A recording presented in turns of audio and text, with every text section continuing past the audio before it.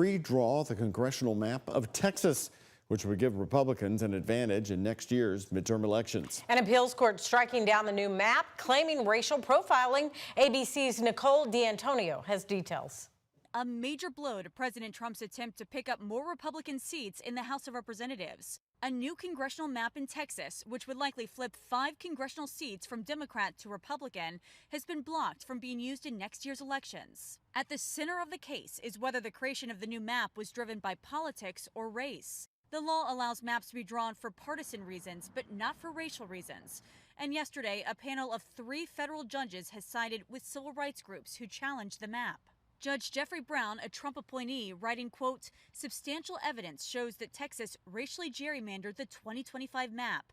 That evidence includes a letter from the Department of Justice in Washington directing Texas to redraw its maps to eradicate 4 majority non-white districts." Judge Brown writing, quote, "The governor explicitly directed the legislature to draw a new U.S. House map to resolve DOJ's concerns. In other words, the governor explicitly directed the legislature to redistrict based on race." These districts are going to show that Hispanics and blacks, as well as others, are voting for Republican, and Republican is their candidate of choice. Governor Greg Abbott says he'll appeal to the Supreme Court, claiming the ruling undermines the authority the U.S. Constitution assigns to the Texas legislature. Earlier this month, Governor Gavin Newsom led a campaign to change California's congressional map to offset the expected losses in Texas.